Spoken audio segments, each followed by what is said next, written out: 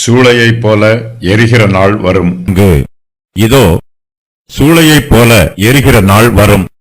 அப்பொழுது அகங்காரிகள் யாவரும் அக்கிரமம் செய்கிற யாவரும் துரும்பாயிருப்பார்கள். வரப்போகிற அந்த நாள் அவர்களை சுட்டெரிக்கும். அது அவர்களுக்கு வேரையும் கொப்பையும் வைக்காமற் போகும் என்று சேனைகளின் கர்த்தர் சொல்லுகிறார். ஆனாலும் என் நாமத்துக்கு பயந்திருக்கிற உங்கள் மேல் நீதியின் சூரியன் உதிக்கும். அதன் செட்டைகளின் கீழ் ஆரோக்கியம் இருக்கும். நீங்கள் வெளியே புறப்பட்டு போய் கொழுத்த கன்றுகளைப் போல வளருவீர்கள். துன்மார்க்கரை மிதிப்பீர்கள். நான் இதை செய்யும் நாளிலே அவர்கள் உங்கள் உள்ளங்கால்களின் கீழ் சாம்பலாயிருப்பார்கள் என்று சேனைகளின் கர்த்தர் சொல்லுகிறார். கர்த்தருடைய பெரிதும் பயங்கரமுமான நாள் வரும். அந்த நாள் அக்கினி ஸ்தம்பம் போலவும் மேகஸ்தம்பம் போலவும் இருக்கும். இஸ்ரவேல் புத்திரர் வனாந்திரத்திலே பிரயாணம் செய்தபோது கர்த்தருடைய பிரசன்னம் அவர்களுக்கு அக்கினி ஸ்தம்பமாயும் மேகஸ்தம்பமாயும் இருந்தது. மேகஸ்தம்பத்தின் இருண்ட பகுதி எகிப்தியருக்கு நேராக திரும்பி இருந்தது. எகிப்தியர்கள் கர்த்தருக்கு விரோதமாக யுத்தம் பண்ணினார்கள். அக்கினி ஸ்தம்பத்தின் பிரகாசமான பகுதி இஸ்ரவேல் புத்திரருக்கு நேராக திரும்பி இருந்தது. அவர்கள் கர்த்தரை விசுவாசத்தோடு பின்பற்றினார்கள். அக்கினி ஸ்தம்பம் அவர்களுக்கு வெளிச்சத்தை கொடுத்தது. இதோ சூளையைப் போல எரிகிற நாள் வரும் என்று மல்கியா தீர்க்கதரிசி சொல்லுகிறார். இந்த வாக்கியம் இயேசு கிறிஸ்துவின் முதலாம் வருகையையும் இரண்டாம் வருகையையும் குறிக்கிறது. இயேசு கிறிஸ்துவின் இரண்டு வருகைகளிலும் அவர் தமக்கு விரோதமாக கலகம் பண்ணுகிறவர்களை பட்சிக்கிற அக்கினியாக இருப்பார். கர்த்தருடைய நாள் வரப்போகிறது. அந்த நாள் சூளையைப் போல எரியும். அந்த நாள் அவர்களை சுட்டெரிக்கும். கர்த்தருடைய நாள் அவருடைய கோபத்தின் நாளாக இருக்கும். கர்த்தர் ஒவ்வொரு மனுஷருடைய சுபாவத்தையும் அறிந்து வைத்திருக்கிறார். மனுஷர் மத்தியிலே யாரெல்லாம் அகங்காரிகளாய் இருக்கிறார்கள் என்றும் யாரெல்லாம் அக்கிரமம் செய்கிறார்கள் என்றும் கர்த்தர் அறிந்து வைத்திருக்கிறார். கர்த்தர் ஒவ்வொரு மனுஷனுடைய இருதயத்தையும் ஆராய்ந்து பார்க்கிறார். அகங்காரிகள் யாவரும் அக்கிரமம் செய்கிற யாவரும் கர்த்தருடைய அக்கினியினால் துரும்பாய் இருப்பார்கள். வரப்போகிற கர்த்தருடைய நாள் அவர்களை சுட்டெரிக்கும். கர்த்தருடைய அக்கினியினால் அவர்கள் பட்சிக்கப்படுவார்கள். அக்கிரமக்காரருடைய அழிவுக்கு அவர்களே காரணம். அவர்கள் தங்களுடைய அகங்காரத்தினாலும் அக்கிரமத்தினாலும் கர்த்தருடைய அக்கினியினால் பட்சிக்கப்பட்டு போனார்கள். அகங்காரிகளும் அக்கிரமக்காரர்களும் எரிகிற அக்கினிக்கு துரும்பை போல இருப்பார்கள். காய்ந்த விறகுகளைப் போலவும் காய்ந்து போன சருகுகளைப் போலவும் அவர்கள் அக்கினியிலே முற்றிலுமாய் எரிந்து போவார்கள். இயேசு கிறிஸ்துவை விசுவாசிக்காதவர்கள், அவருக்கு விரோதமாக எதிர்த்து நின்று கலகம் பண்ணுகிறவர்கள் ஆகியோர் அக்கினிக்கு முன்பாக எரிகிற முட்செடிகளைப் போலவும் காய்ஞ்சொரிகளைப் போலவும் இருப்பார்கள். உக்கிரம் என்னிடத்தில் இல்லை, முட்செடியையும் நெருஞ்சிலையும் எனக்கு விரோதமாக யுத்தத்திற்கு கொண்டு வருகிறவன் யார்? நான் அவைகள் மேல் வந்து அவைகளை ஏகமாய் கொளுத்தி விடுவேன். ஏசாயா 27:4. வரப்போகிற அந்த நாள் அவர்களை சுட்டெரிக்கும். அது அவர்களுக்கு வேரையும் கொப்பையும் வைக்காமற் போகும் என்று சேனைகளின் கர்த்தர் சொல்லுகிறார். கர்த்தர் இந்த உலகத்தில் ஊழியம் செய்த நாட்களிலே பரிசேயருடைய அக்கிரமத்தின் நிமித்தமாகவும் அகங்காரத்தின் நிமித்தமாகவும் அவர்களை கடிந்து கொண்டார். யூதர்களில் அநேகர் அக்கிரமக்காரர்களாய் இருந்தார்கள். கிறிஸ்துவானவர் அவர்களையும் கடிந்து கொண்டார். பரிசேயரும் அக்கிரமக்காரரும் அக்கினியிலே அழிந்து போவார்கள். அந்த அக்கினி கர்த்தரால் அனுப்பப்பட்ட அக்கினி. அவர்கள் அக்கினியிலே பதரை போல எரிந்து போவார்கள். பரிசேயரும் வேத பாரகரும் கர்த்தருடைய பிரமாணத்திற்கு கீழ்ப்படியவில்லை. அவர்கள் முன்னோர்களுடைய பாரம்பரியத்தையும் தங்களுடைய சொந்த கற்பனைகளையும் கர்த்தருடைய பிரமாணத்தோடு கலந்து அதை தீட்டுப்படுத்தினார்கள். இதனால் கர்த்தருடைய கோபம் அவர்கள் மீது வருகிறது. நீதியை சரிக்கட்டும் நாட்களில் அவர்கள் அழிந்து போவார்கள். அப்பொழுது யூதேயாவில் இருக்கிறவர்கள் மலைகளுக்கு ஓடிப்போகவும் எருசலேமில் இருக்கிறவர்கள் வெளியே புறப்படவும் நாட்டுப்புறங்களில் இருக்கிறவர்கள் நகரத்தில் பிரவேசியாமல் இருக்கவும் கடவர்கள். எழுதியிருக்கிறபடி யாவும் நிறைவேறும்படி நீதியை சரிக்கட்டும் நாட்கள் அவைகளே.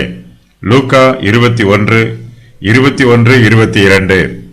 கர்த்தருடைய நாளில் அகங்காரிகளும் அக்கிரமம் செய்கிறவர்களும் அழிந்து போவார்கள். ஆனாலும் கர்த்தருடைய நாமத்திற்கு பயந்திருக்கிறவர்கள் மேல் நீதியின் சூரியன் உதிக்கும். கர்த்தருடைய நாமத்தை தியானிக்கிறவர்கள் மீதும் கர்த்தருடைய நாமத்திற்கு பயந்திருக்கிறவர்கள் மீதும் அவருடைய கிருபையும் இரக்கமும் ஆறுதலும் ஆசீர்வாதமும் வந்து தங்கும். என் நாமத்துக்கு பயந்திருக்கிற உங்கள் மேல் நீதியின் சூரியன் உதிக்கும். அதன் செட்டைகளின் கீழ் ஆரோக்கியம் இருக்கும். நீங்கள் வெளியே புறப்பட்டு போய் கொளுத்த கன்றுகளைப் போல வளருவீர்கள் என்று சேனைகளின் கர்த்தர் சொல்லுகிறார். கர்த்தருடைய நாமத்திற்கு பயந்தவர்களுக்கு கர்த்தருடைய நாள் பிரகாசமான நாளாகவும் ஆரோக்கியமான நாளாகவும் இருக்கும். பூமியின் மீது சூரியன் உதிக்கும் போது பூமியிலே மறுபடியும் வெளிச்சம் உண்டாகும், இருள் நீங்கும். அதுபோலவே கர்த்தருடைய நாமத்திற்கு பயந்திருக்கிறவர்கள் மேல் நீதியின் சூரியன் உதிக்கும். அவர்களுடைய ஜீவியத்தில் காணப்படுகிற இருள் அவர்களை விட்டு நீங்கும். அவர்களுக்கு சகலமும் பிரகாசமாய் இருக்கும். அதற்கு அவர், நீ கேட்டுக்கொண்ட ஊரை நான் கவிழ்த்து போடாதபடிக்கு இந்த விஷயத்திலும் உனக்கு அனுகிரகம் பண்ணினேன். தீவிரமாய் அங்கே ஓடி தப்பித்துக்கொள். நீ அங்கே போய் சேரு மட்டும் நான் ஒன்றும் செய்யக்கூடாது என்றார். ஆகையினால் அந்த ஊர் சோவார் எண்ணப்பட்டது. லோத்து சோவாருக்குள் வரும்போது பூமியின் மேல் சூரியன் உதித்தது. ஆதியாகமம் 19:21 முதல் 23 வரை. லோத்தின் காலத்தில் சோவார் என்னும் ஊர் விசேஷித்த பட்டணமாக இருந்தது. கர்த்தருடைய கிருபை சோவார் ஊரின் மீது தங்கியது. லோத்து சோவாருக்குள் வரும்போது பூமியின் மேல் சூரியன் உதித்தது. கர்த்தருடைய நாள் வரும்போது இந்த பூமியில் உள்ள அகங்காரிகளும் அக்கிரமக்காரரும் தங்கள் ஆவியிலே முறிந்து போவார்கள். அவர்களுடைய இருதயம் பயத்தினால் நடுங்கும். ஆனால் கர்த்தருக்கு பயந்தவர்களோ வெளியே புறப்பட்டு போய் கொளுத்த கன்றுகளைப் போல வளருவார்கள். இவைகள் சம்பவிக்க தொடங்கும் போது உங்கள் மீட்பு சமீபமாய் இருப்பதால் நீங்கள் நிமிர்ந்து பார்த்து உங்கள் தலைகளை உயர்த்துங்கள் என்றார். லூக்கா 21:28. நீதியின் சூரியன் என்னும் வாக்கியம் கர்த்தராகிய இயேசு கிறிஸ்துவை குறிக்கிறது. இந்த வாக்கியம் இயேசு கிறிஸ்துவின் முதலாம் வருகையையும் குறிக்கும். கர்த்தராகிய இயேசு கிறிஸ்து தம்முடைய முதலாம் வருகையில் காணாமல் போனவர்களை தேடி கண்டுபிடித்து ரட்சிப்பதற்காக இந்த பூமிக்கு வந்தார். கிறிஸ்துவானவரே இந்த உலகத்திற்கு வெளிச்சமாய் இருக்கிறார். அவர் மனுஷருக்கு ஒளியாக இருக்கிறார். அவருக்குள் ஜீவன் இருந்தது. அந்த ஜீவன் மனுஷருக்கு ஒளியாய் இருந்தது. யோவான் 1:4. இந்த பூமிக்கு சூரியன் வெளிச்சத்தை கொடுக்கிறது. மனுஷருடைய ஆத்துமாக்களுக்கு நீதியின் சூரியனாகிய இயேசு கிறிஸ்து வெளிச்சத்தை கொடுக்கிறார். கிறிஸ்துவானவர் மனுஷருக்கு ஒளியாக இருக்கிறார். சூரியனுடைய வெளிச்சம் இல்லை என்றால் இந்த பூமி காரிருளில் மூழ்கி போய் இருக்கும். அது வெளிச்சம் இல்லாமல் இருளாக இருக்கும். நீதியின் சூரியனாகிய இயேசு கிறிஸ்து கொடுக்க வெளிச்சம் மனுக்குலத்திற்கு கிடைக்கவில்லை என்றால் மனுஷருடைய ஜீவியம் இருளில் போய் இருக்கும். கிறிஸ்துவின் மகிமை பிரகாசத்தினால் மனுக்குலத்திற்கு வெளிச்சம் உண்டாயிருக்கிறது. கிறிஸ்துவானவர் நீதியின் சூரியனாக இருக்கிறார். அவர் நீதியுள்ள இரட்சகராகவும் இருக்கிறார். நீதி என்னும் வார்த்தைக்கு கிருபை, இரக்கம் என்றும் பொருள் சொல்லலாம். கிறிஸ்துவானவர் தம்முடைய நீதியோடு நம் மத்தியில் வந்திருக்கிறார். அதாவது அவர் தம்முடைய கிருபையோடு நம் மத்தியிலே வந்திருக்கிறார். நீதியின் சூரியன் கிருபையின் சூரியனாகவும் மனுக்குலத்திலே உதிக்கிறார். கர்த்தருடைய நாமத்திற்கு பயந்தவர்களை அவருடைய கிருபையும் அன்பும் ஆளுகை செய்யும். அவர்களுடைய இருதயங்களில் பரிசுத்த ஆவியானவர் வாசம் பண்ணுவார். இயேசு கிறிஸ்துவின் இரண்டாம் வருகை அவருடைய நாமத்திற்கு பயந்தவர்கள் எல்லோருக்கும் சூரிய உதயம் போல் மகிமையுள்ளதாக இருக்கும். கிறிஸ்துவானவர் சூரியனைப் போல இந்த உலகத்திலே வந்து உதிப்பார். இருளாக இருக்கும் இந்த உலகத்திற்கு வெளிச்சத்தை கொடுப்பார். வெளிச்சத்தோடு மனுக்குலத்திற்கு ஆரோக்கியத்தையும் கொடுப்பார்.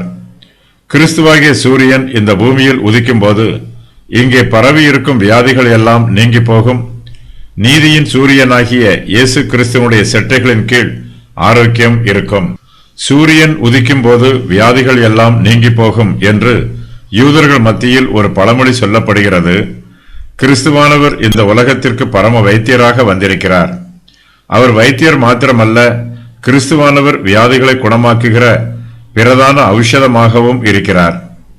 கிறிஸ்துவே கீலேயாத்தின் தைலமும் காயத்திற்கு மருந்து கட்டுகிற வைத்தியருமாய் இருக்கிறார். சூரியன் பூமியில் உதிக்கும் போது அது பூமியை சுற்றி வருகிறது. அதுபோலவே கர்த்தராகிய இயேசு கிறிஸ்து இந்த பூமியில் இருந்த நாட்களில் எல்லாம் அவர் நன்மை செய்கிறவராக சுற்றி திரிந்தார். அவர் மனுஷருடைய எல்லா வியாதிகளையும் குணப்படுத்தினார். அவர்களுடைய பலவீனங்களை எல்லாம் நீக்கினார். இயேசு கிறிஸ்து மனுஷருடைய சரீரங்களில் காணப்பட்ட வியாதிகளை குணப்படுத்தினார். சரீரத்தின் வியாதிகளை மாத்திரமல்ல, கிறிஸ்துவானவர் மனுஷருடைய ஆத்மாவின் வியாதிகளையும் குணப்படுத்துகிறார். நீங்கள் வெளியே புறப்பட்டு போவீர்கள் என்று கர்த்தர் சொல்லுகிறார். இந்த வாக்கியத்திற்கு வியாதிப்பட்டிருக்கிறவர்கள் குணமடைந்து தங்களுடைய அன்றாட வேலைகளை கவனிப்பதற்காக வெளியே புறப்பட்டு போவார்கள் என்று பொருள். நாம் மரிக்கும் போது நம்முடைய சரீரங்களில் இருந்து நம்முடைய ஆத்மா வெளியே புறப்பட்டு போகிறது. நாம் உயிர்த்தெழும் போது நம்முடைய சரீரங்கள் கல்லறைகளில் இருந்து உயிர்த்தெழுந்து வெளியேறுகிறது. கைதிகள் சிறைச்சாலையில் இருந்து விடுவிக்கப்பட்டு வெளியே புறப்பட்டு போவது போல வியாதியஸ்தர்கள் குணமடைந்து வெளியே புறப்பட்டு போவார்கள். கைதிகள் சிறைச்சாலையில் இருளில் இருந்தார்கள். அவர்கள் ஒடுக்கப்பட்டிருந்தார்கள். விடுவிக்கப்பட்டவர்கள் இனிமேல் வெளி உலகத்தின் வெளிச்சத்தை பார்ப்பார்கள். அவர்களுக்கு பூரண விடுதலை உண்டாயிருக்கும். வெளியே புறப்பட்டு போகிறவர்கள் வளருவார்கள். அவர்கள் தங்களுடைய பழைய ஆரோக்கியத்தையும் பழைய விடுதலையையும் திரும்ப பெற்றுக் கொள்வார்கள். அவர்கள் கிருபையிலும் அறிவிலும் வளர்ச்சி பெறுவார்கள். ஆவிக்குரிய ரீதியாக பலப்படுவார்கள். கர்த்தருடைய கிருபையே நமக்கு ஞானத்தையும் பலத்தையும் நன்மையையும் கொடுக்கிறது. அதே கிருபையினாலேயே நாம் கர்த்தரை பற்றிய ஞானத்தை பெற்றுக் கொள்கிறோம். நம்முடைய ஆவிக்குரிய ஜீவியத்தில் வளர்ச்சி பெறுகிறோம்.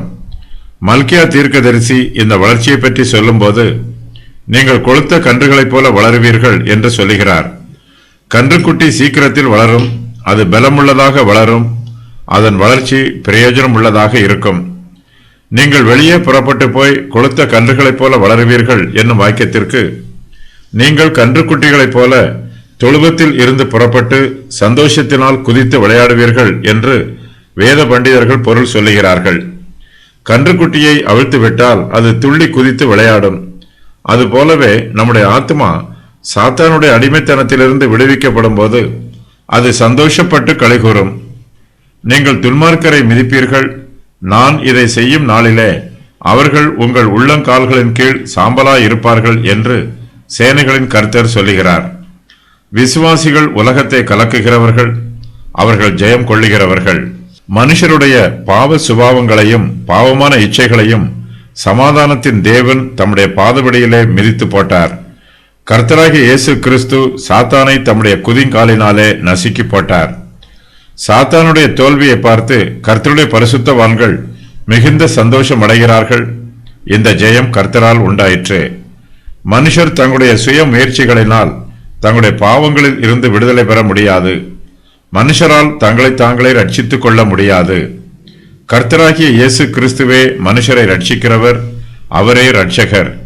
நம்முடைய ஆத்மாவுக்கு கிடைத்த வெற்றி நம்முடைய கர்த்தராகிய இயேசு கிறிஸ்துவினால் நமக்கு கிடைத்த வெற்றி ஆகும். கர்த்தர் தம்முடைய விசுவாசிகளுக்கு கொடுக்கும் பலத்தினால் அவர்கள் துன்மார்க்கரை மிதிப்பார்கள். கர்த்தரே சாத்தானை மிதிக்கிறார். சாத்தான் கர்த்தருடைய உள்ளங்கால்களின் கீழ் சாம்பலாய் இருப்பான். கர்த்தர் சாத்தானை ஜெயிக்கும் போது அவர் மூலமாய் நமக்கும் சாத்தான் மீது ஜெயம் உண்டாகும். நாமும் துன்மார்க்கரை மிதிப்போம். துன்மார்க்கர் நம்முடைய உள்ளங்கால்களின் கீழ் சாம்பலாய் இருப்பார்கள். இது விசுவாசிகளாகிய நமக்கு கிடைத்திருக்கிற சிலாக்கியம்.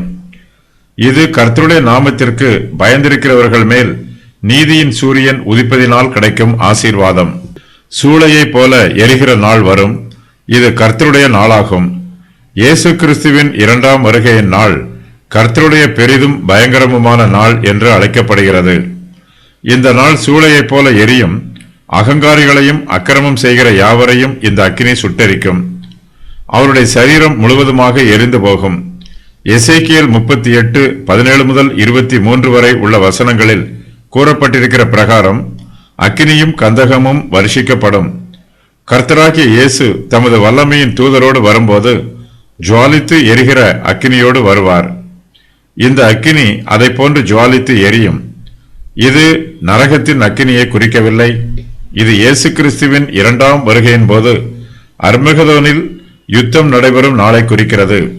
இந்த அக்கினி சோதோமையும் கொமோராவையும் பட்சித்த அக்கினியை போன்றது. இது இஸ்ரவேல் புத்திரரில் பலரை பட்சித்த அக்கினியை போன்றது. துன்மார்க்கர் அனைவரும் ஒரே நாளில் அக்கினியில் தள்ளப்பட மாட்டார்கள். இங்கு அவர்கள் எல்லோரும் சுட்டெரிக்கப்படுகிறார்கள். நரகத்திற்கு துன்மார்க்கர் ஒவ்வொருவராக அனுப்பப்படுவார்கள்.